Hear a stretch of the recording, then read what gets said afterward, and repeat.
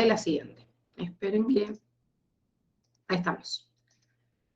Bueno, ¿cuáles son los temas que nos tocan ver hoy con respecto a la reproducción humana? Nosotros ya hemos visto el aparato reproductor masculino, vimos ayer el aparato reproductor femenino, y lo que vamos a hacer ahora es decir, bueno, desde que estas dos gametas se formaron y se desprendieron de cada uno de los órganos sexuales, de cada uno de los progenitores, en el caso de que haya una fecundación, o sea, una unión, bueno, lógicamente se va a desarrollar el nuevo individuo a partir de este momento inicial. El desarrollo en sí lo vamos a ver en la unidad que viene, ¿sí? Pero vamos a ver cuáles serían los eventos si se unen ambos, se fecundan, para dar origen a una nueva vida. Pero esta unidad también tiene algunos datos que son interesantes con respecto a la fecundación. Por ejemplo, aquellas parejas que no tienen por ahí la posibilidad o la capacidad de llevar a cabo esta fecundación por distintos tipos de problemas que no vamos a analizar, pero sí vamos a analizar el concepto general y qué se está haciendo hoy en día para subsanar lo que es lo que conocemos como subfertilidad, y por otro lado, otras cuestiones que están relacionadas con la reproducción, como por ejemplo los métodos anticonceptivos, que si bien son métodos, como me dice la palabra, para evitar la fecundación, hay muchos métodos de barrera que sirven también para controlar las ETS, o como vamos a ver ahora que se les llama desde hace bastante ITS y no ETS, y los métodos de barrera nos ayudan a subsanar. Entonces, ya vimos el aparato reproductor masculino y femenino. Lo que ahora nos vamos a meter son en datos que tienen que ver con la fecundación o con evitar esa fecundación. Bien, tienen una imagen acá en el cuadernillo, que en realidad es una imagen de Curtis, en donde sintéticamente me está mostrando como los distintos pasos que vamos a ver para analizar este proceso de fecundación, en donde me está mostrando el núcleo. Acá ya me lo está mostrando que se dividió, porque me lo está mostrando justamente en fases, pero está el espermatozoide que llega, que atraviesa la primera capa, la capa más externa, que acuérdense que era la capa de la corona radiada. Después de eso, las células de la granulosa, y cuando logra hacer todo eso y atravesar a la zona pelúcea, ¿sí? Que sería lo que nos están mostrando acá, digamos, la capa más externa sin células, que es en donde yo tengo el cursor, ¿sí? Acá. Porque acuérdense que la zona pelúcea era una zona de glucoproteínas, entonces no es que era un componente celular como las células de la granulosa o la corona radiada, y cuando yo logro atravesar la zona pelúcida llego a la membrana del ovocito. Entonces ambas membranas del espermatozoide con el ovocito se tocan, se fusionan, ¿sí? Y se introducen. ¿Qué es lo que vamos a ver ahora entonces cada una de esas etapas? ¿Sí? Desde que llega el espermatozoide y cómo va atravesando todas las capitas de células que lo rodean, y también esta capa que vemos acá es una pelúcida. El primer paso para realmente poder llegar a destino se denomina capacitación. Nosotros hemos visto que los espermatozoides, cuando están en el aparato reproductor masculino, no se mueven, ¿sí? Son inmóviles, por más de que tengan una colita, o sea, tengan el flagelo, son células inmóviles, no pueden moverse. Sí tienen la maduración suficiente en el epidídimo, y si tienen el acompañamiento de un montón de componentes que forman el semen y que se van formando en la vesícula seminal y en la próstata, van a tener la capacidad de poder, digamos, moverse cuando lo necesiten. Entonces, yo estoy como entrenándolos o dándole las herramientas necesarias, pero la verdad es que no empiezan a jugar la carrera, no empiezan a correr hasta cuando realmente lo necesitan. Entonces, la capacitación es cuando los espermatozoides dentro del tracto femenino,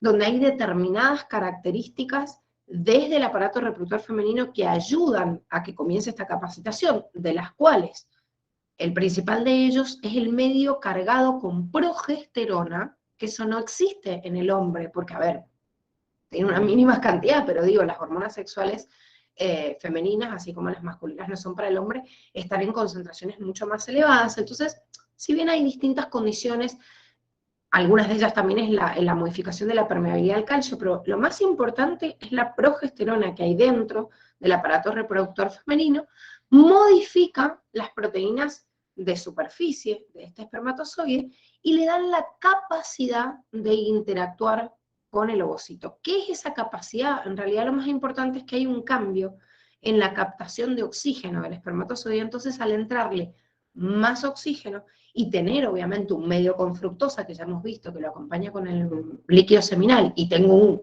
cuello en el espermatozoide lleno de mitocondrias, puedo procesar con esa fructosa y ese oxígeno que le estoy dando, aumentando la permeabilidad del oxígeno, entonces metaboliza más rápido y surge un proceso que se llama hiperactivación. Y ahí en esa hiperactivación los espermatozoides empiezan a moverse activamente. Esta capacitación naturalmente se da en el tracto femenino, nunca ocurre en el masculino. Ahora, ¿lo puedo generar artificialmente? Sí. Hoy en día, cuando se extraen muestras de esperma, se mantienen en determinadas condiciones, temperatura, concentración de oxígeno, bueno, todas las condiciones necesarias para que esa capacitación se pueda dar, incluso le puedo agregar.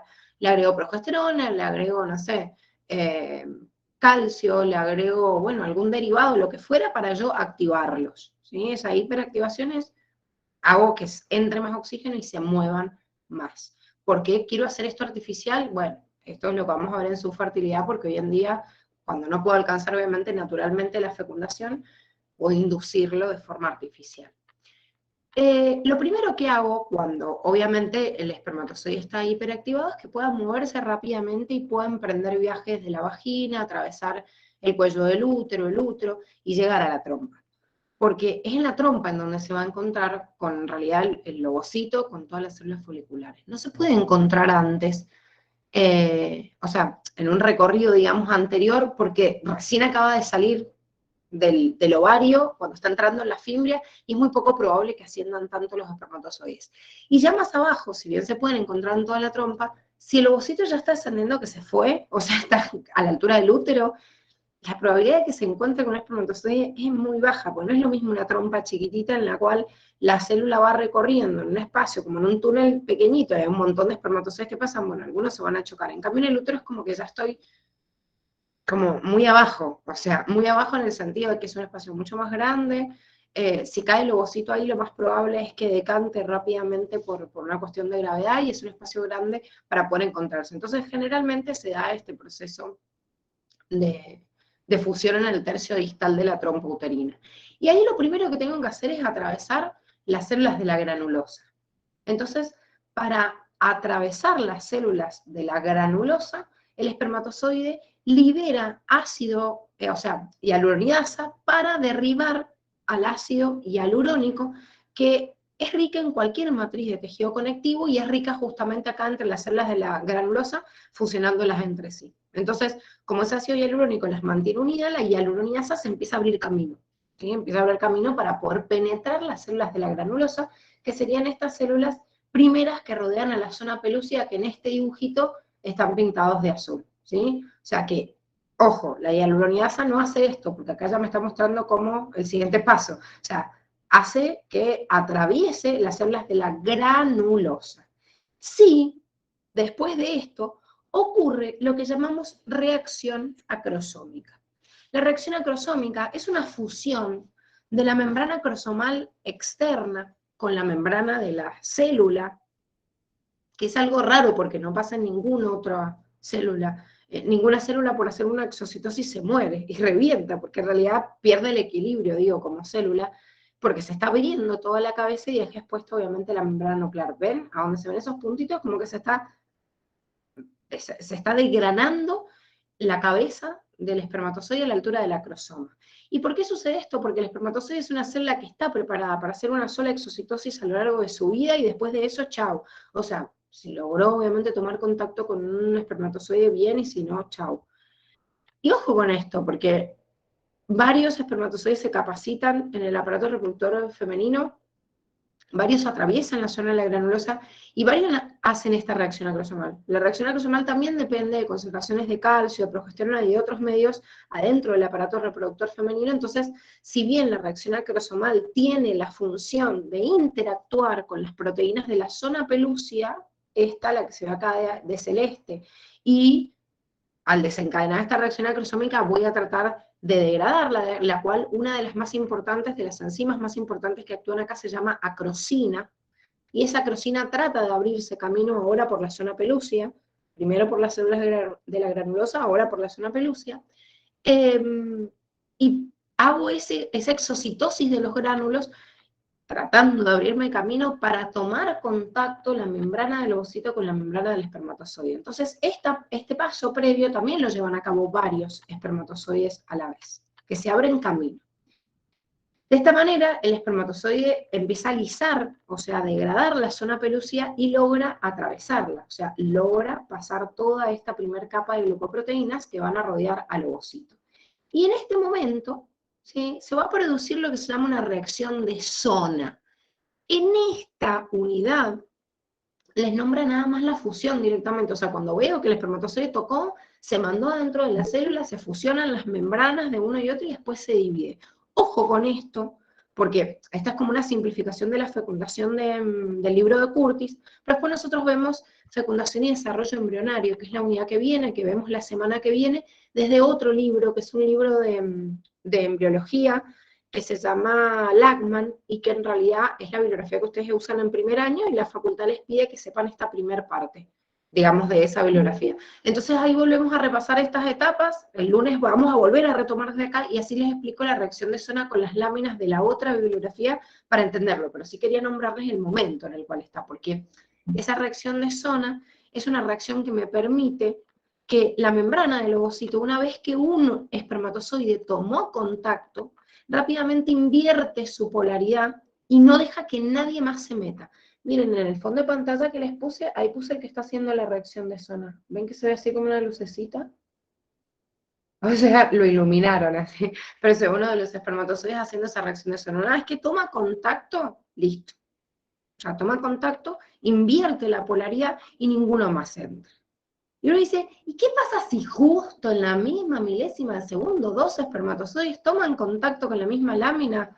Y ahí es donde se les viene a la cabeza y dicen, ah, esa sería la explicación de un gemelo o de un mellizo, porque naturalmente uno dice, bueno, si hay dos niños deben haber dos gametas.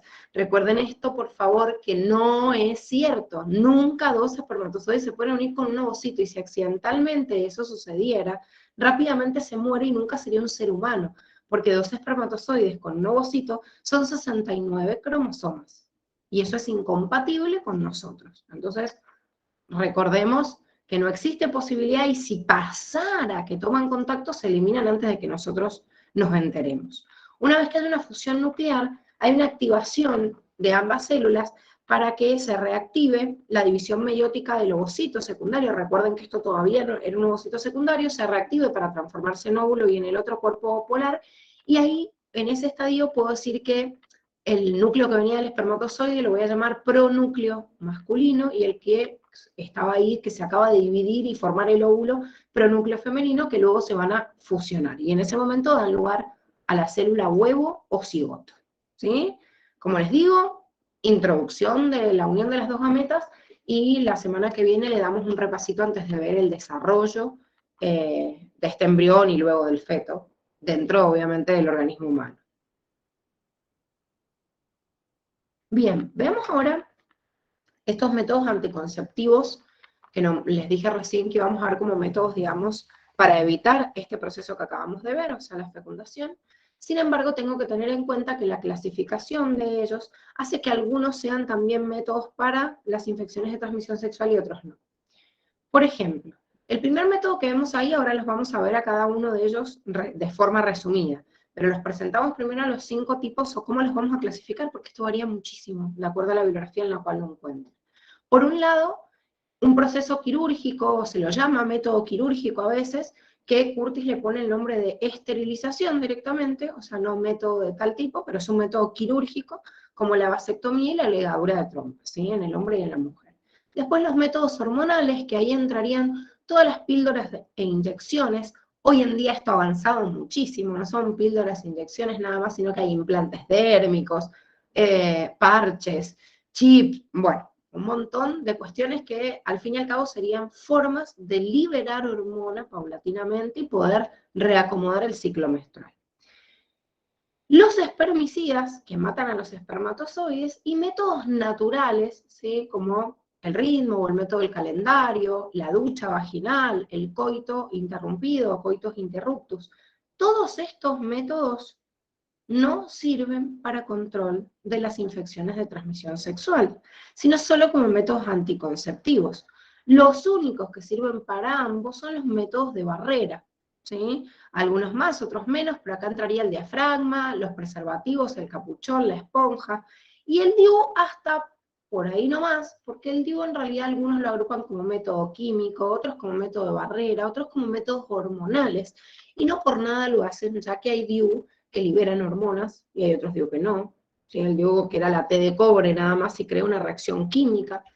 Hay algunos que dicen que directamente impide que el espermatozoide ascienda y otros que hacen una reacción química que lo rechaza. Entonces, de acuerdo a esto, yo digo, ¿realmente es de barrera? O sea, ¿está impidiendo que el espermatozoide llegue o está alterando la mucosa, por ejemplo, dentro del útero o de la vagina para impedir que los espermatozoides asciendan, pero el que ascendió, ascendió? Así que, bueno, medio difícil. El DUYO de acuerdo a la clasificación de Curtis, sería como un método de barrera o clasificado acá, pero yo no lo pondría como un método de barrera y sobre todo no es efectivo para las infecciones de transmisión sexual, ¿sí? Que por ahí los otros un poco más.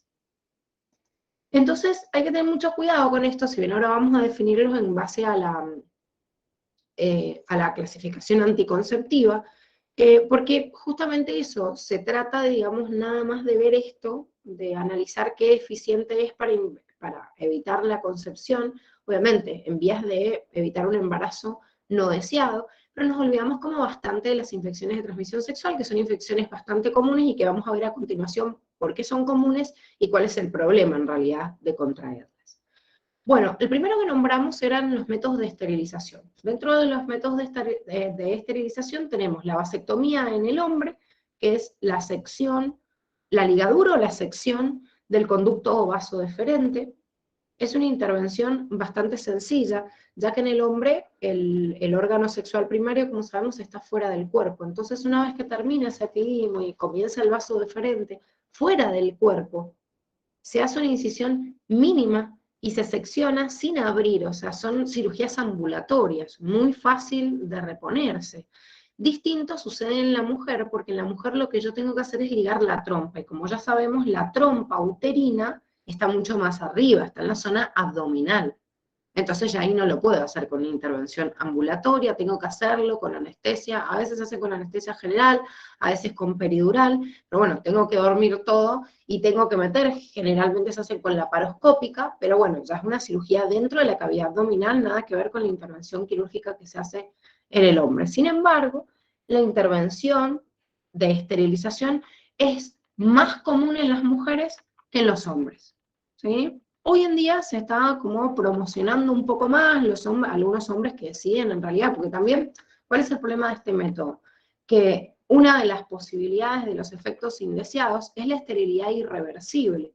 Uno dice, bueno, sí, si cortaste es obvio que va a ser irreversible, pero hay veces que se liga justamente, se hace como un nudito, en vez de cortarse, como ven acá. Esto sería cortar la trompa, esto sería ligarla. Entonces, a veces cuando uno quiere que sea, digamos, reversible, se liga en vez de segmentarse.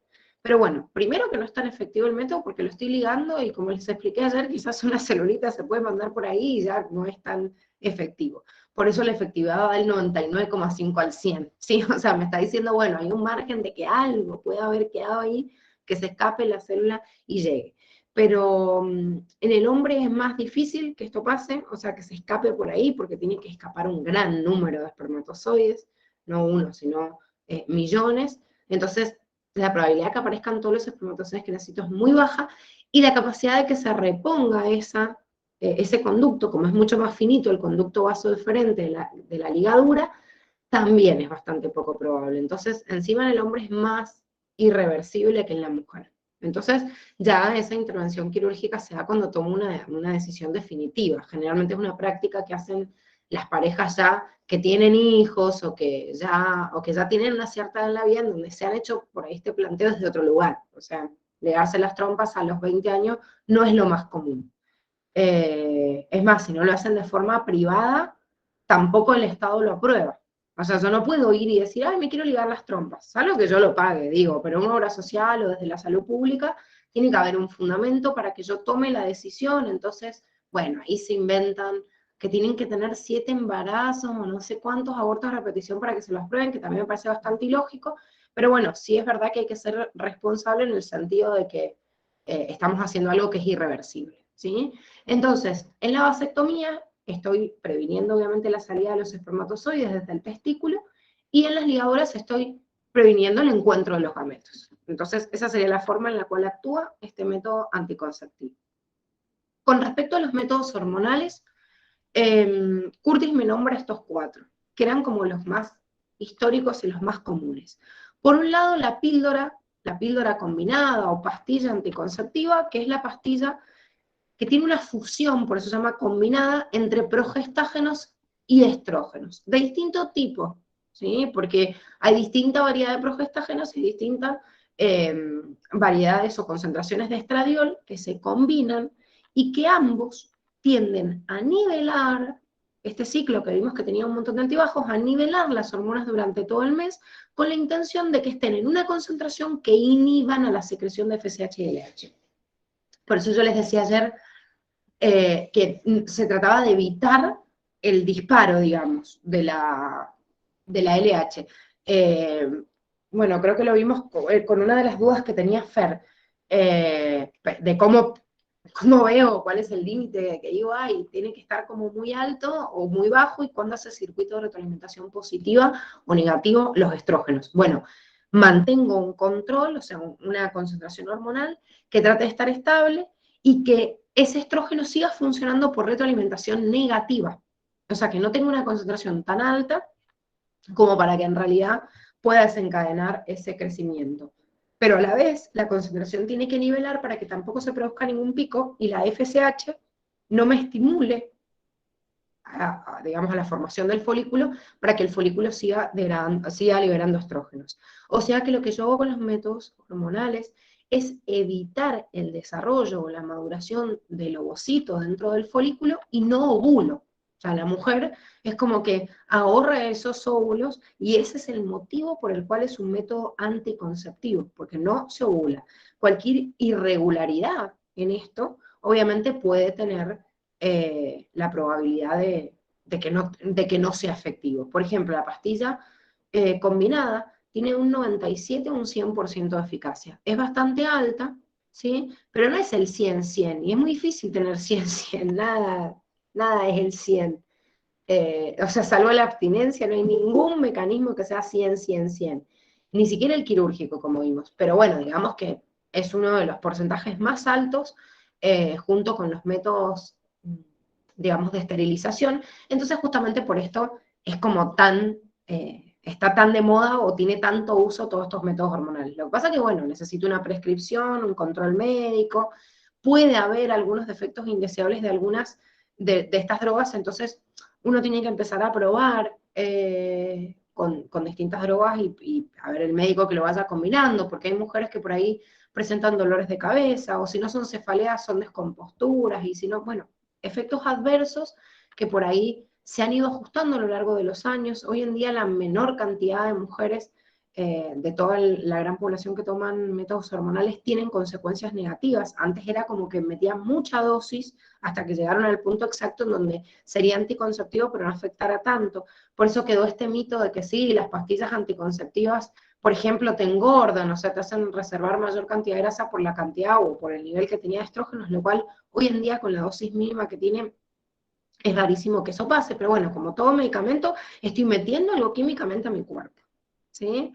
Una de las cosas más peligrosas de tomar anticonceptivos es que hay más tendencia en la sangre a producir trombosis, ¿sí? O sea, trombos que puedan tapar la sangre. Entonces, todo lo que espese la sangre es peligroso, junto con las pastillas anticonceptivas, como por ejemplo tener triglicéridos elevados o fumar, porque el fumar aumenta la cantidad de glóbulos rojos, entonces la poliglobulia predispone más a que haya más trombosis justamente con el método hormonal. Que esto pasa con cualquier método hormonal, no solo con la píldora, digamos.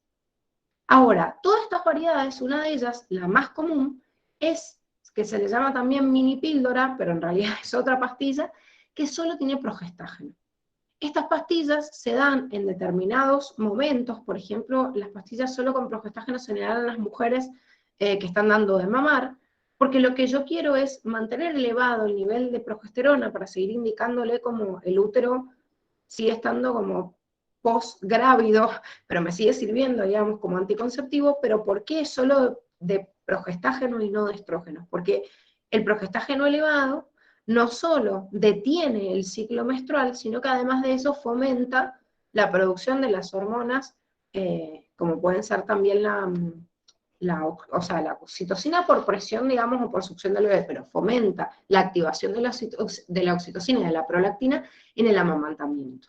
Entonces, el mismo amamantamiento hace un circuito con esto, y el bebé al amamantar aumenta los estrógenos, y los estrógenos aumentados hace que se contraigan más fuerte los conductos galactóferos. Entonces, hacen un circuito entre ambos que ayuda cuando la mujer está embarazada, pero que sirve como de alguna forma como un método anticonceptivo. Entonces lo que yo hago con la mini píldora es agregarla externamente, pero para que sea efectiva yo tengo que elevar mucho la progesterona. Entonces en estas pastillas, a diferencia de las otras, se suspende el ciclo menstrual. O sea, yo no solo evito la ovulación, sino que además de eso evito la formación del endometrio. Hace muchos años también se pensaba que tomar pastillas anticonceptivas durante un montón de tiempo podía llevar a la esterilidad. Hoy en día hay miles de estudios que comprueban que no, que por más de que cada vez se genere menos el endometrio, incluso tomando pastillas que tengan la combinación de drogas, eso no afecta para nada que un día a otro, dejando esas pastillas, a lo largo de 1 o 2 meses se vuelve a acomodar el ciclo menstrual y la mujer puede, digamos, quedarse embarazada normalmente.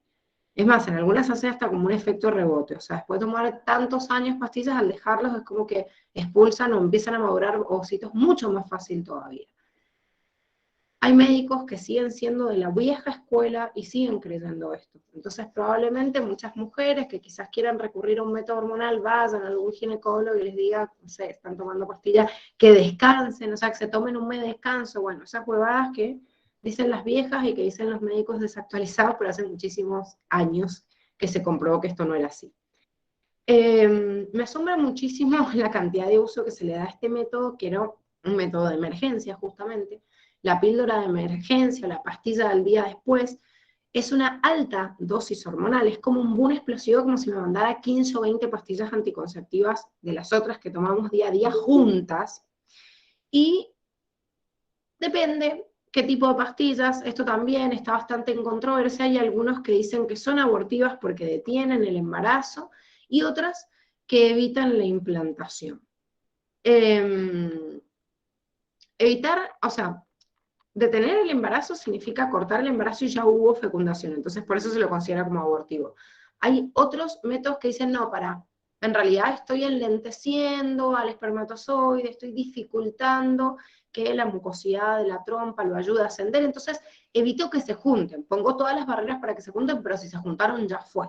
Y hay otros que dicen, no, en realidad lo que evita es la implantación, entonces ya se unió, ya hay un cigoto, ya llego hasta el útero, y hay una implantación y se desarrolla.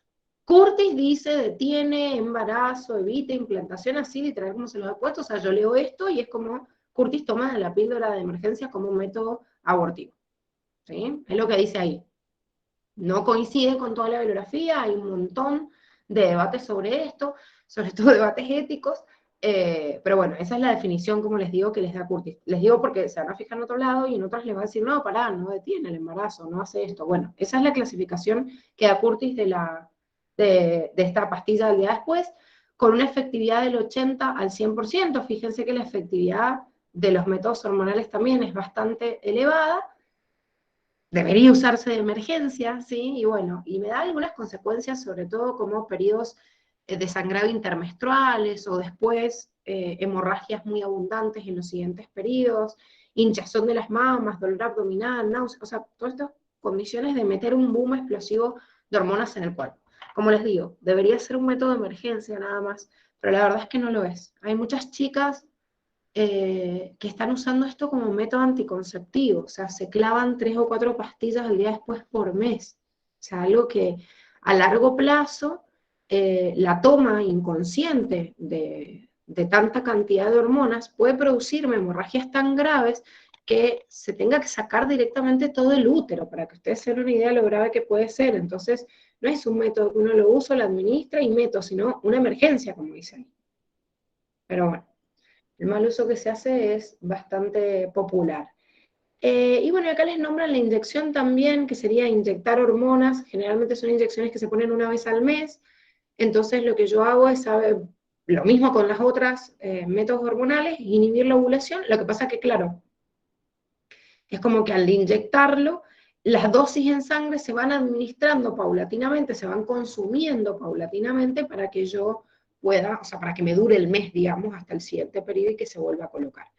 Miren, Curtis no les habla de otros métodos, pero bueno, hay algunos que son también un poco más viejos y que también son bastante conocidas, como por ejemplo el parche anticonceptivo, que este parche, a diferencia de la inyección que se pone una vez al mes, o las pastillas que se toman generalmente, ya sea 27,4 o 27, bueno, lo que sea, de acuerdo a la cantidad de placebos que tenga, el parche anticonceptivo se coloca cada 7 días. Entonces se ponen 3 parches al mes y uno de descanso.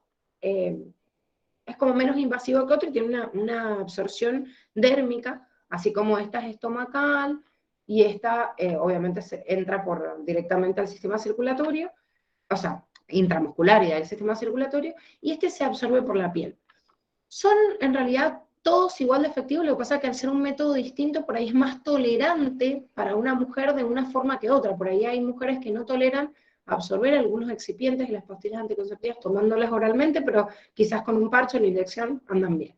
Y el implante hormonal es justamente un implante que tiene esta forma, una varilla que se pone debajo de la piel, es subdérmico, no intramuscular como la inyección, y también son implantes que algunos duran un año, otros hasta 3, y bueno, y ahora han puesto, ahora insertan también no solo los implantes, sino los chips que han logrado que duren más años todavía.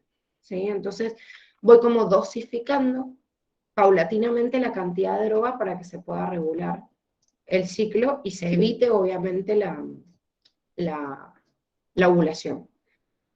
Sí, María, sí.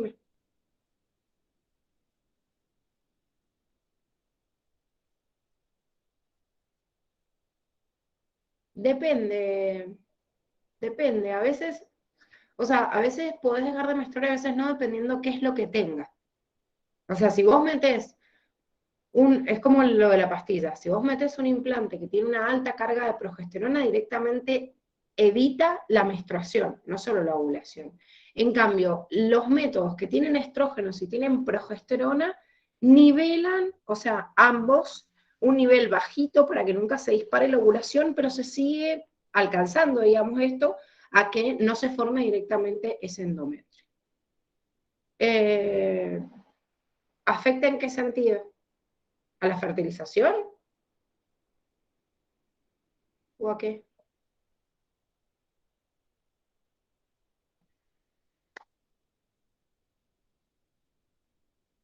Mm, no, o sea, no, afectarte no, por eso les digo que hoy en día con las dosis que hay, no, es como que no, los índices de recuperación de ese endometrio, si vuelven la cantidad de hormonas normales, es tan rápido que se considera que no hay un trastorno. Siempre a ver, es mejor no usar nada externo, seguramente. O sea, si yo tengo que elegir entre métodos completamente naturales y artificiales, no sé con qué me voy a encontrar y si puntualmente puede haber un problema en una mujer. Pero hoy en día, los altos números comparativos de mujeres que utilizan métodos hormonales, la verdad es que las secuelas que quedan son mínimas. Y no, no te va a afectar el no menstruar, porque en realidad el menstruar es producto de formar una capa que crece desde el endometrio, porque hay un nivel hormonal de estrógenos que va a estar diciéndole crece, aumenta, y después de progesterona que lo mantiene. Entonces, claro, la progesterona hace elevar mucho más la capa. Entonces, si lo hago elevar mucho más, entonces los métodos que son solo de progesterona elevan mucho más el endometrio y por eso evitan directamente, no solo la ovulación, sino que evitan directamente la menstruación. ¿Sí? Pero no tienen por qué afectar. Mira, Marti, pueden haber distintos motivos por los cuales el ovario sea poliquístico. Tener un quiste en el ovario no significa tener una sola, o sea, que ese quiste signifique lo mismo, ¿sí? En una mujer que en otra, o en un momento de la vida que en otro. Cuando yo veo en una imagen ecográfica un quiste, ese quiste puede ser un líquido, puede ser algo sólido, puede ser algo transitorio, puede ser algo fijo, puede ser algo fisiológico, patológico, y lo más común de estos ovarios poliquísticos, lo más común, pero no lo único que yo puedo visualizar, es que sean muchos folículos que han ido a madurar todos a la vez, rápidamente, entonces por eso se ve poliquístico. Hay muchos quistes, pero generalmente son fisiológicos y son esos mismos folículos que están y que después desaparecen. Y si yo vuelvo a hacer un control ecográfico y ya no los veo porque realmente eran, o veo en otro lado esos quistes, es porque eran folículos que estaban estimulados para salir así y volver a retraerse. Cuando tenemos ovario poliquístico por este motivo, son muchos folículos que están saliendo a la vez, entonces el ovario está trabajando intensamente y generalmente la mujer con ovario poliquístico a veces tiene menstruaciones bastante dolorosas, se generan picos hormonales como bastante irregulares debido a que, acuérdense que cada folículo madurando hacía producir liberación de estrógenos, entonces no voy a liberar, dependiendo de los folículos que estén, no voy a liberar la misma concentración de hormonas si tengo 10 folículos estimulándose, si tengo 15, si tengo 3, si tengo 1. Entonces, esto presenta un montón de irregularidades en el ciclo menstrual de la mujer, lo cual no solo da intensos dolores, sino la imposibilidad de calcularlo, ¿sí? Y que ese ovario encima esté trabajando sacando un montón de quistes, o sea, de ovocitos, cuando en realidad no los necesita. Por más de que después muchos de ellos se reabsorben y solo queda uno, que es el que va a llegar, en la mayoría de los casos. Entonces, cuando yo suministro un método anticonceptivo, estoy metiéndole una regla para que, digamos, se empareje, ¿sí? Estoy metiéndole un nivel hormonal desde afuera para que sea estable, entonces al ser estable, tiendo a que ese nivel estable evite estos quistes que sean producto del desarrollo o el estímulo de cada uno de los folículos para que desarrolle un ovocito. Entonces, regula el ciclo menstrual porque lo acomodo al momento yo externamente le estoy diciendo, mira, de acá hasta acá, de acá hasta acá. O sea, estoy cortando el ciclo y además no estoy estimulando simultáneamente a todos esos ovocitos. Entonces, se da por eso, para regular el ciclo y para que no se estén estimulando todos esos ovocitos con el perjuicio que por ahí provoca esta irregularidad de las hormonas en sangre, además que por ahí hay también ovulaciones más dolorosas o más molestas. Eh, y gracias al método hormonal lo logro emparejar. ¿Se entiende, Martín? Bueno, bien. Pasemos entonces ahora a los métodos de barrera. Los métodos de barrera son aquellos que crean de alguna manera una barrera para que no pueda ser atravesado el espermatozoide y no llegue a destino, si bien si hay coito, yo evito que se encuentre. Además está decirles que el preservativo es el más conocido de todos estos, es más, hay algunos de los que van a ver nombrados acá que quizás ni los deben conocer y la verdad es que no se usan hace 1000 años, pero bueno, volvemos a lo mismo, hay una desactualización bastante importante de la bibliografía y hay métodos que hoy en día se buscan más efectivos, son como los hormonales que acabo de nombrarles, o sea, fíjense que ni salen, el implante se los mostré en una imagen, pero no sale en la teoría, no sale tampoco el chip, bueno, qué sé yo, no salen métodos que son más nuevos. En esto pasa lo mismo, se inventaron distintos tipos de métodos y sobre todo tratar de inventar métodos que los administre la mujer, pero porque la mujer suele ser más consciente de, por lo menos, los métodos de barreras, no solo anticonceptivos, sino para el control de las CTS también. Entonces, como el preservativo masculino, que es el más fácil, el más económico de estos, porque los otros encima son caros, eh, depende como más del hombre que de la mujer en el momento, por lo menos en el coito, o sea, yo necesito una colocación durante o antes, digamos, del coito, pero minutos antes nada más, sin mucha preparación, lo convierte en uno de los más accesibles, pero también poco efectivo si queda a la voluntad de una de las dos personas de la pareja y no de ambos. Entonces empezaron a inventar un montón de métodos anticonceptivos donde la mujer tuviera el control. De hecho, existen los preservativos femeninos. Lo que pasa que, claro, son preservativos que tienen que hacerlos a medida, tomando el cierre o el diámetro que tiene el cuello del útero y la boca de la vagina. Y una vez vienen obviamente algunos en medida estándar, pero tienen que probar hasta que le den en la tecla, y es como tener una bolsa que enfunda toda la vagina por dentro y queda por afuera, y también la colocación es mucho más complicada. No es lo mismo poner el preservativo masculino sobre un órgano copulador externo que introducir algo en la vagina es más difícil colocación. Es como todo, o sea, es como la primera vez que una mujer quizás, no sé, se coloca un tampón, seguro que le costó un montón, pero después se gana cancha y tampoco es tan complicado.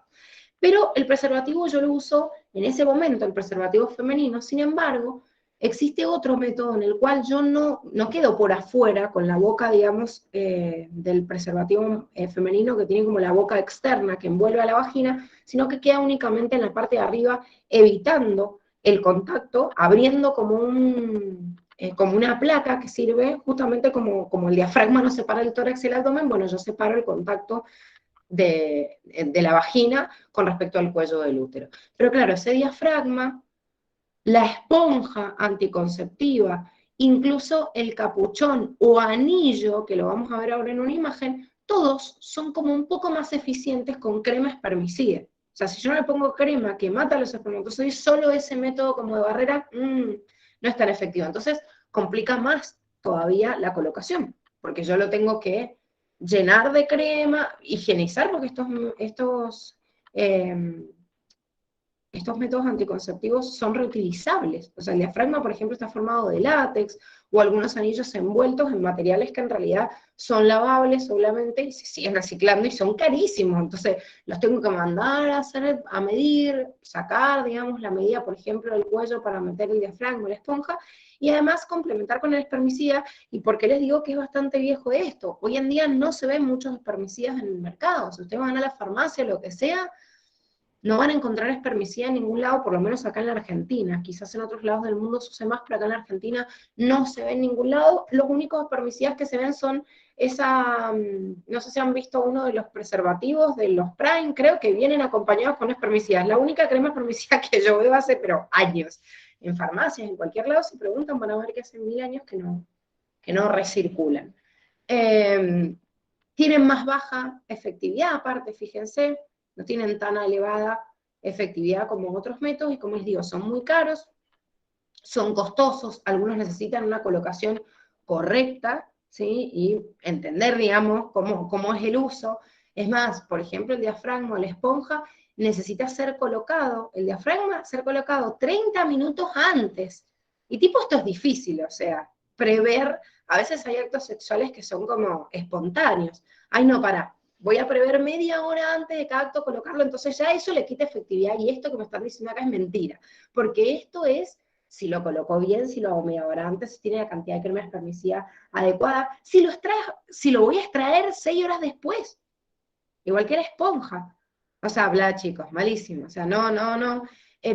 Caen en desuso, ¿por qué? Porque generalmente la persona que puede ser tan previsora de sus actos sexuales tiene ya una vida sexual estable, qué sé yo, y no usa un método de barrera.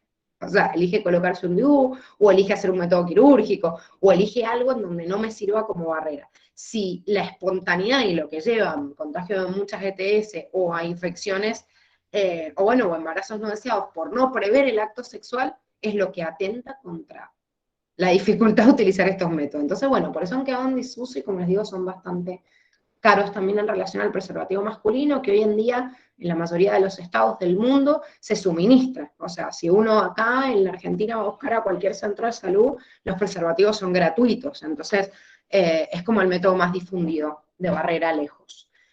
Bueno, y los dispositivos intrauterinos, o DIU, como dijimos, bueno, Curtis dice que es un método de barrera, previene la fecundación o evita la implantación dependiendo del tipo de método que sea. Si es el anillo únicamente de cobre, si tiene liberación de hormonas, afecta generalmente la motilidad de los espermatozoides y la viscosidad del flujo cervical para que no les sea fácil a los espermatozoides llegar. Y hay otros que dicen que con los niveles hormonales y las reacciones químicas que da este anillo de cobre también evitan la implantación, o tratan de evitarla.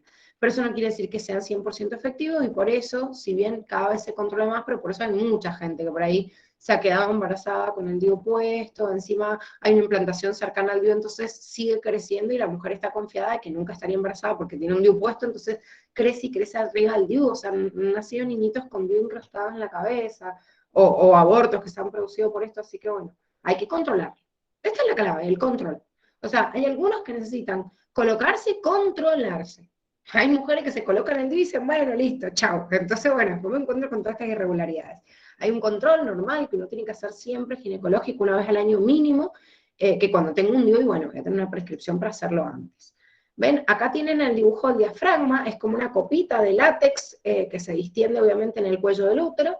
Este es el preservativo femenino, fíjense, ven, tiene este anillo que va por fuera de la vagina y el otro que va en el cuello del útero. Acá tiene la imagen de una esponja, la esponja va colocada como el diafragma donde comienza el cuello del útero, y esta es la T, o T de cobre le dicen por ahí, que la parte de cobre es esta de los extremos en donde van en las trompas, y es lo que se coloca adentro. O sea, requerimos, no lo puede colocar una persona, requerimos que el médico ingrese por abajo hasta colocar el bloqueo hacia las trompas desde el útero. Bien, los espermicidas, si bien están acoplados a lo que vimos recién, generalmente son cremas que vienen con un dosificador así, como en forma de una jeringa, pero sin punta, porque se inyecta en la parte superior, generalmente en un diafragma, en una esponja, como vimos recién, aumenta la eficacia o la efectividad, matando a los espermatozoides. Entonces no solo tengo un método de barrera que impide, sino algo que mata la gran cantidad de espermatozoides para que no lleguen, pero volvemos a lo mismo. Se tiene que colocar antes para que sea efectivo, ¿sí? Se tiene que colocar antes del acto sexual y después retirar con aseo, o sea, con el lavado, ya sea en una ducha vaginal o sacando el diafragma o lo que fuera, 6 horas después. ¿Por qué estas 6 horas después? Porque son un método de barrera acoplado con una espermicida, pero ustedes imagínense que si yo coloco un diafragma, le pongo espermicida, pero inmediatamente después del acto sexual lo saco, esos espermatozoides todavía están vivos, están dentro del tracto femenino, todavía están vivos y no le estoy dando el tiempo que el del espermicida actúe. Entonces, en la misma manipulación para sacarlo, y bueno, un montón de espermatozoides, de los millones y millones que hay, se van a mandar para arriba y van a disminuir su eficacia. Generalmente no tiene efectos adversos, pero bueno, puede ser que algunos sufran irritación como en cualquier otro método. Y bueno, los métodos naturales son aquellos que implican únicamente un control, sin absolutamente ningún tipo de suministro ni de factor de barrera, ni tampoco hormonal que modifique químicamente al organismo. Uno de ellos es el ritmo del calendario, o se llama método del ritmo o método del calendario, que es la abstinencia sexual durante los días probables de ovulación. No tiene una efectividad muy alta, pero bueno, depende mucho de la regularidad también de la mujer.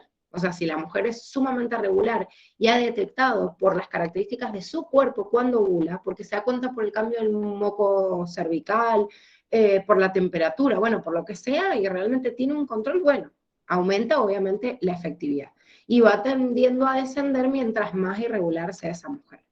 Otro método que antes usaba mucho, hoy también, que ahora en desuso, es la ducha vaginal.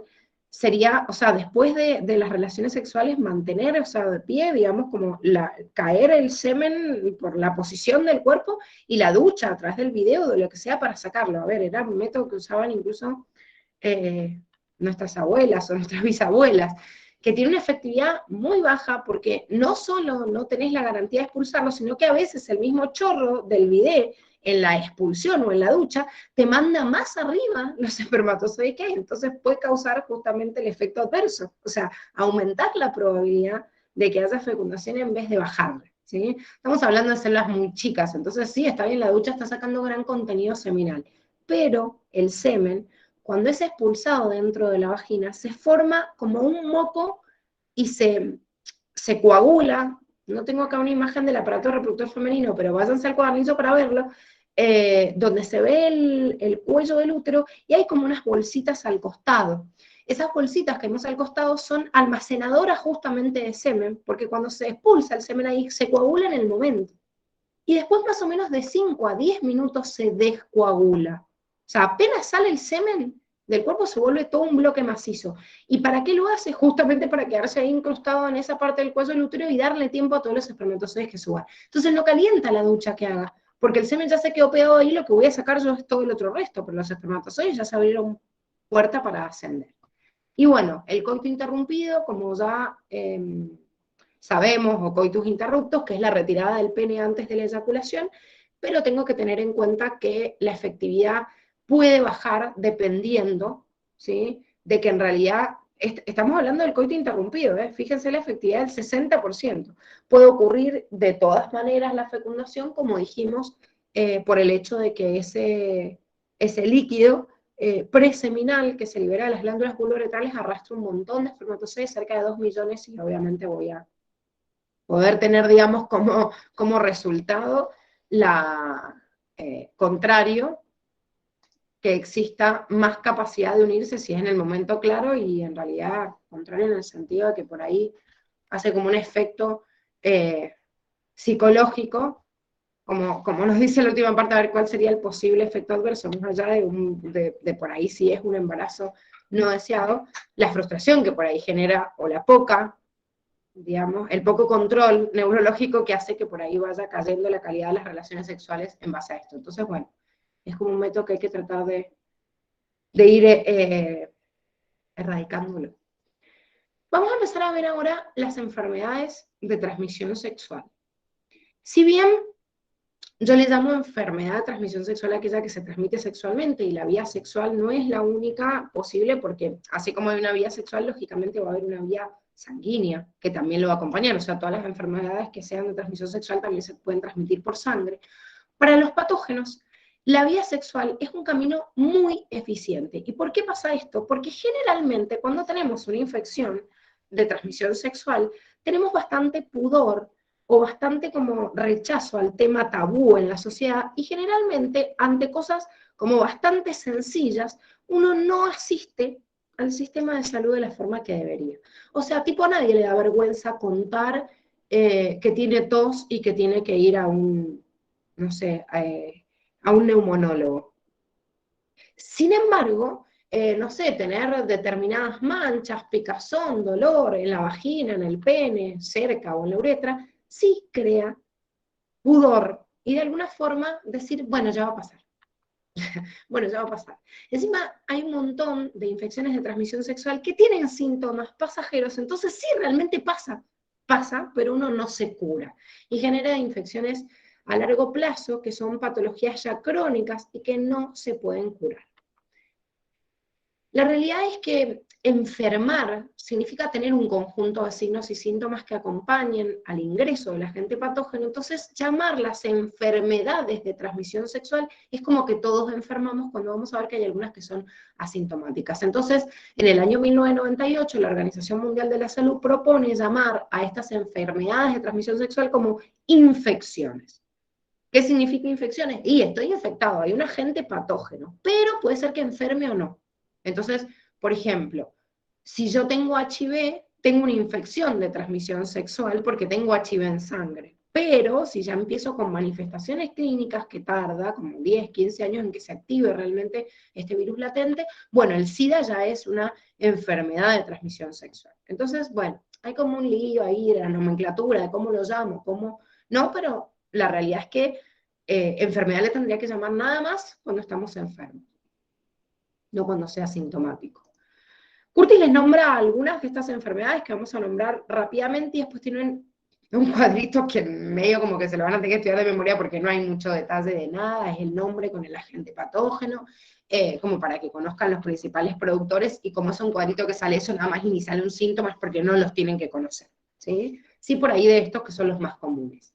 El primero que tiene acá es el linfogranuloma venéreo, que el linfogranuloma venéreo se ha considerado como la enfermedad de transmisión sexual más común en el mundo, y además en las adolescentes, sobre todo en las mujeres, como se está formando este tapiz después del inicio en la pubertad, este tapiz vaginal se está recubriendo y todavía es mucho más sensible, generalmente es más común que exista el linfogranuloma venéreo en las adolescentes que en las mujeres más grandes. Esta infección es causada por una bacteria que se llama Clamidia trachomatis, y está bueno que no se la confundan a esta bacteria con Candida, porque muchas veces la linfogranulosa venéreo se lo llama clamidiasis, y a la infección por Candida, que es un hongo, se lo llama candidiasis. Entonces eso, encima son re común también, la candidiasis es re común porque está formado por un hongo que también es flora normal de la vagina de la mujer. Entonces, clamidiasis y candidiasis se parecen, ¿sí? Son dos cosas distintas. Esta bacteria la habíamos visto igual en Monera porque estaba como ejemplo con la Clamidia trachomatis en el cuadrito. Vimos también nosotros en paralelo a Clamidia pneumonia, pero vimos a esta como anexo. Entonces, ya la conocían, ¿sí? ¿Qué tengo que saber? Y bueno, que este linfogranuloma venéreo me puede producir una úlcera en la piel transitoria, generalmente en los genitales externos, Y lo que ocurre también es una inflamación o un agrandamiento, adenomegalia, de los ganglios linfáticos obviamente que rodean a esa zona en donde se desarrollan las úlceras, con más agrandamiento de esos ganglios linfáticos en la zona de la ingle, en el caso del hombre, y pararrectales en el caso de la mujer, por los órganos en realidad más afectados, nada más, pero en realidad lo que más se ve externamente es la úlcera. Si no se trata, este linfogranuloma venéreo puede causar una infección más profunda a nivel del útero, de las trompas, y a largo plazo causar, en el 25% de los casos, esterilidad o la probabilidad de que se desarrollen embarazos ectópicos, ¿sí? Y también en el hombre puede llegar a causar infertilidad. O sea que estamos hablando de una causa grave por no actuar en el momento. ¿Y qué es lo que veo? Y veo la úlcera, entonces me doy cuenta obviamente que tengo el linfogranuloma. Hay algunos que son asintomáticos, es más difícil, pero en este caso no. Otra infección de transmisión sexual es la gonorrea, o se la llama también blenorragia, es causada por la Neisseria gonorreae, también vimos a Neisseria en Monera, y los síntomas serían, digamos, en base a la toxina que produce esta bacteria, empieza a generar dolor en toda la zona afectada, inflamación en la mucosa del tracto genital, entonces puede producir uretritis, vaginitis, ¿sí? Que sería la inflamación de la vagina o del alrededor de la uretra en el glande en el caso del hombre, pero sobre todo hay una secreción purulenta, y una secreción que es más o menos como verdosa, entonces es como bastante notoria cuando hay Neisseria gonorrea, y además de eso, sobre todo en el caso del hombre, digamos, la misma uretritis produce una micción frecuente y dolorosa, o sea, una liberación de orina frecuente y dolorosa porque es el mismo conducto de salida. Esto también, si no es tratado, puede causar esterilidad, que alcanza el epidimo en el hombre, los ovarios en la mujer, y en realidad a largo plazo y muy crónica puede llegar a causar lesiones cardíacas y nerviosas también muy graves. Es muy difícil llegar mucho tiempo con gonorrea porque suelen ser bastante incómodos los síntomas, entonces bueno, a la larga termino yendo. Pero igual, llego hasta estos casos por no tratarlo en el momento, como les digo, porque a ver, si tengo inflamación o una secreción, es obvio que voy a tratar de administrar algo, y es una bacteria, chicos, las bacterias se atacan con antibióticos, lo mismo que clamidia. O sea, yo tengo clamidia, tengo Neisseria, si la agarro en el momento de un antibiótico de la miércoles, quizás no estoy sufriendo un montón de tiempo, pero bueno, como les digo, a veces lo que hace el ser humano es dilatarla por ello. Otra enfermedad de transmisión sexual es infección, en realidad es el papiloma humano, que el agente causal es un virus, que es el virus del papiloma humano o HPV, y los síntomas son verrugas, que es una manifestación benigna. Yo ahí les mostré una verruga, o sea, esta es la parte de la piel y esta es una verruga causada por el virus del papiloma, pero combinado con otros factores, más allá de la producción de esas verrugas, que pueden ser en la zona vaginal o en otras partes de la piel también, pueden ser responsables del cáncer de cuello uterino, de vagina y de pene. El más común de todos es el cáncer de cuello uterino. Entonces, si yo no hago un control o un chequeo para verificar si hay un punto en donde puede estar este papiloma y se esté dando, como por eso se pide un Papa Nicolau una vez al año a las mujeres, es para detectar precozmente esto, porque si yo veo la formación de estas verrugas, que son como manchitas en el cuello del útero, estirpo el lugar, porque es el lugar en donde está creciendo el virus, estirpo eso a través de una microcirugía y lo voy a analizar. Si lo analizo y realmente veo células malignas, o sea, un carcinoma, bueno, se estirpa, se saca el cuello del útero. Y depende si se ha diseminado o no, a veces hasta una persona puede entrar en quimioterapia, pero a ver, para que no me mate el cáncer o sea muy invasivo, lo tengo que detectar precozmente. Y como no es algo que está afuera y no lo puedo ver, lo tengo que analizar a través de un Papa Nicolau. Bueno, después tenemos los herpes genitales, que también los habíamos visto. El agente causal es el virus del herpes simple tipo 2, porque el 1 formaba el herpes labial, este es el herpes genital. Se ven de esta forma la formación, digamos, de la lesión del herpes. Mayoritariamente son asintomáticos, pero cuando aparecen van a ser estas ampollitas o vesículas ulcerosas en la zona, obviamente, inguinal, y son las mismas lesiones que de este mismo herpes simple tipo 2 puede dar lesiones a nivel oral también, ¿sí? O sea, no solo por el sexo vaginal, sino también puede producir estos signos en la puerta de ingreso, que puede ser el sexo oral o el sexo anal. Entonces, puede causar estas úlceras en los labios, ventanas nasales, como les dice ahí, conjuntiva, la córnea, o sea, en la parte, digamos, del rostro o en la piel de los genitales, que generalmente es lo más común a través del sexo vaginal. Y lo peligroso también de este herpes es que puede atravesar la barrera placentaria, entonces puede llegar al bebé. La mujer que está embarazada, si se contagia en ese momento y acrecenta la cantidad de virus, de herpes virus simple tipo 2, puede causar en el bebé ceguera, sordera, bueno, en los casos más drásticos puede causar incluso hasta la muerte. Después tenemos la sífilis, también analizamos a la bacteria productora de sífilis, que es el Treponema pallidum. El Treponema pallidum causa una úlcera que es indolora, ¿sí? Bastante característica. Acá tienen una de estas úlceras en el pene y esta en la zona inguinal, o sea, alrededor de la zona inguinal, que son, o sea, se ven claramente esa úlcera, pero son indoloras, ¿sí? A esa lesión grande, como dura, porque parece como que estuviera blanda, pero yo la toco a la consistencia dura, se lo llama chancro. El problema del chancro es que sana rápidamente en la primera etapa. Es muy contagioso en las personas que toman contacto con esa persona que está contagiada de sífilis, pero dura una semanita más o menos los chancros y se van. Entonces digo, ay, qué bueno, me curé solo. Y listo, nunca tomé ningún antibiótico. Entonces, ¿qué es lo peligroso de la sífilis? Que como este chancro se desarrolla en la puerta de entrada, también generalmente vagina, ano, boca, o sea, cerca de la puerta de entrada del agente infeccioso, se desarrollan estos chancros y chau. Claro, chau porque la bacteria se fue por sangre y empieza a meterse en donde se les ocurra. Primero, al meterse en el sistema circulatorio, estas lesiones empiezan a salir por todas las partes del cuerpo. Entonces, en una sífilis secundaria empiezan a salir estas manchas, que son como estos mismos chancros que salían, pero a lo largo de todo el cuerpo. Siguen siendo altamente infecciosas y pueden tratarse, pero ya es más difícil. Ahora, si yo dejo superar esta parte y además ya esta lesión o esta úlcera no es indolora, sino que es dolorosa, puede pasar de esta fase latente a una fase crónica. Y en la fase crónica, ya estas mismas lesiones que yo estoy viendo afuera por la piel están ocurriendo dentro de los órganos. Entonces, generalmente las personas que tienen sífilis tienen lesiones neurológicas graves, lesiones cardíacas, ¿sí? Cuando ya se hace crónica, bueno, los termina matando la sífilis de cualquier otro factor y no digamos, de la enfermedad de transmisión sexual en sí. No es que afecta a los órganos reproductivos nada más. De hecho, la esterilidad sería como el mal menor. El problema son las lesiones neurológicas y cardíacas. Bueno, y el HIV, que lo venimos trabajando a lo largo de todas las unidades, en el cual tuvimos la oportunidad o de nombrar un virus o de algún mecanismo específico, así que hay cosas que no les voy a repetir porque las hemos visto en unidades anteriores, pero sí hagan esta distinción de que la agente causal es el HIV, la enfermedad de transmisión sexual es el SIDA, y es una infección asintomática en los primeros años, en una fase de latencia que dura como bastante tiempo, pero el problema es que cuando se activa, como ustedes ya saben, por este mecanismo que tiene transcriptasa inversa, el HIV, y logra instalar su material genético en el material genético de la célula, logra sacar como un montón de copias, explotar y ya cuando están en sangre sí empieza la sintomatología. Y ahí me encuentro todo. ¿Por qué? Porque ya sabemos que afecta al sistema inmune. Entonces, ¿cuál es el síntoma del SIDA? Y es muy difícil decirlo, porque depende de lo que haya agarrado, qué infección me agarré por tener SIDA.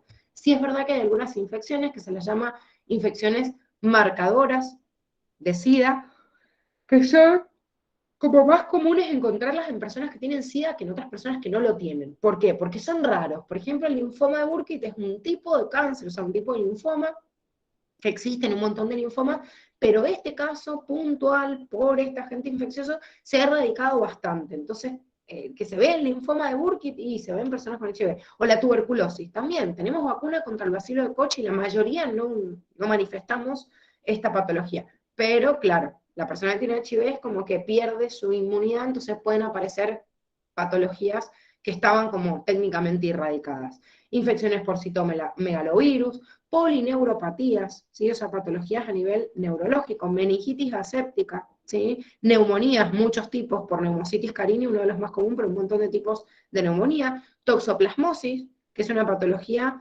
causada por Toxoplasma gondii, que es un protista, candidiasis esofágica o pulmonar, que es bastante rara, porque la candidiasis es la infección por cándida, digamos, la infección de transmisión sexual causada por cándida, pero generalmente da la lesión o en la boca o o en el órgano sexual, ¿sí? Pero no se mete, digamos, o sea, o tiene tanta llegada en otros órganos del sistema digestivo.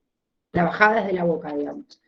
Bien, ahora, lo que yo les he puesto acá, chicos, es el cuadrito de cada una de las patologías.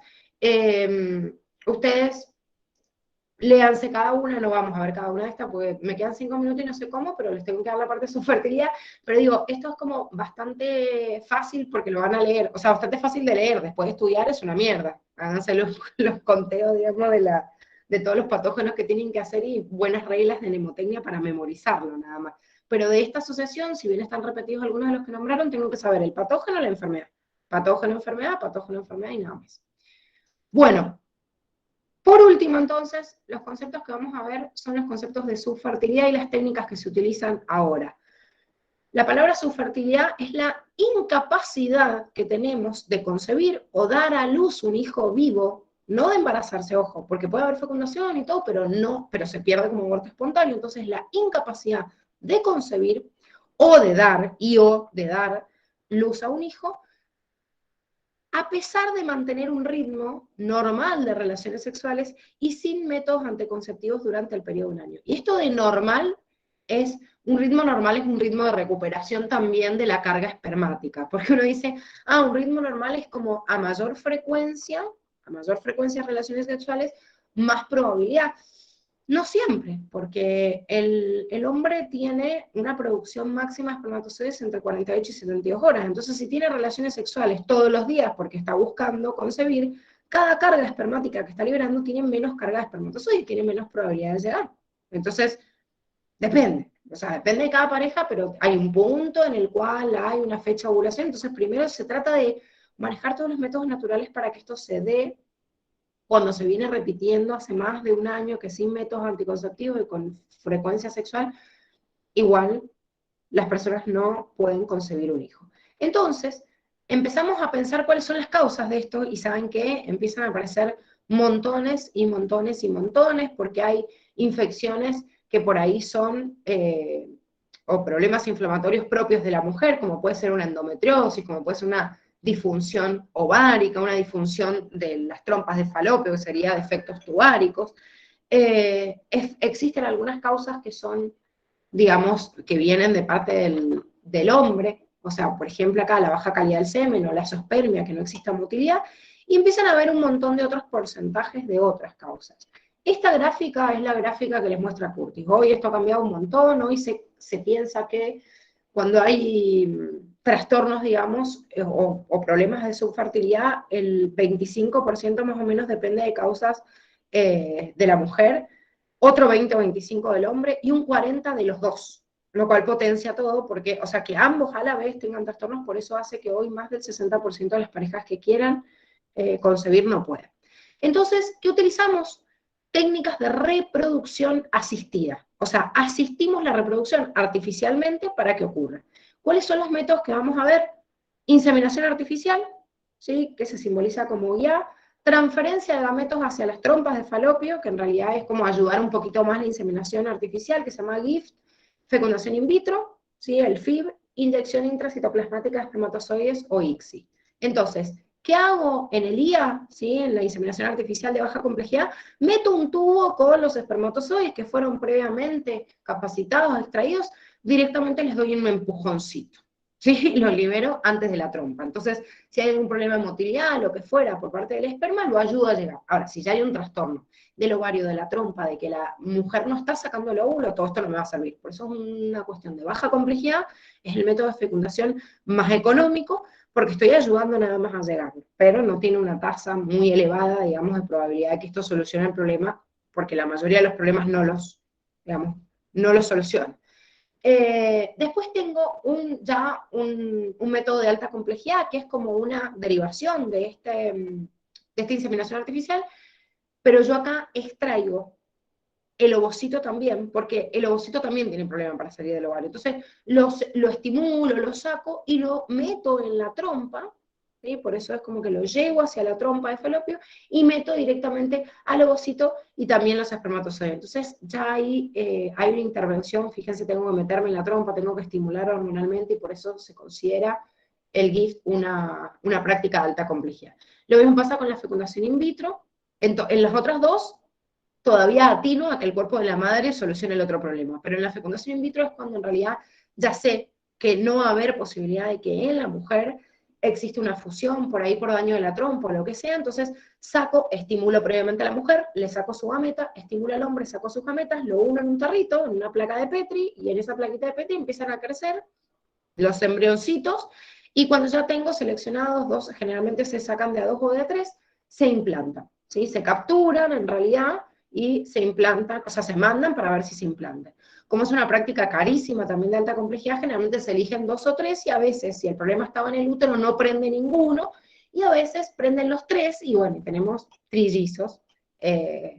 O sea, no tenemos nada o tenemos mucho, dependiendo si el trastorno era generalmente acá en el útero o no.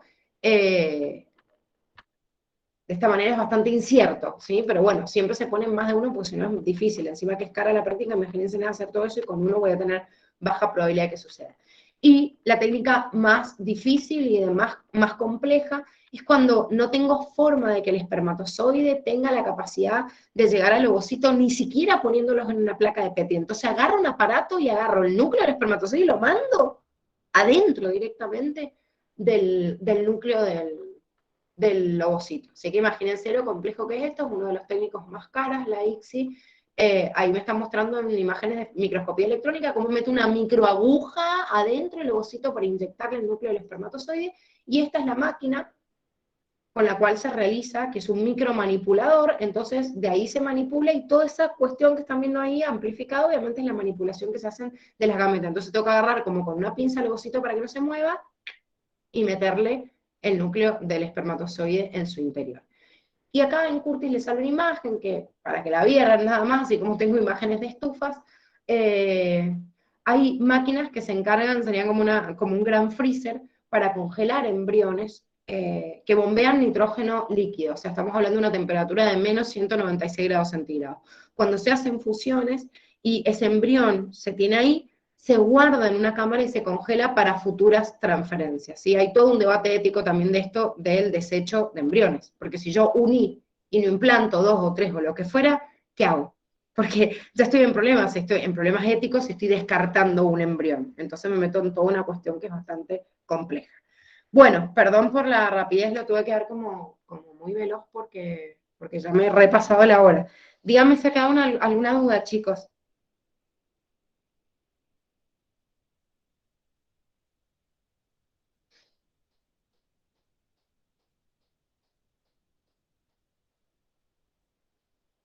¿No? Bueno, chicos, entonces, primero, los que estén, acuérdense que hoy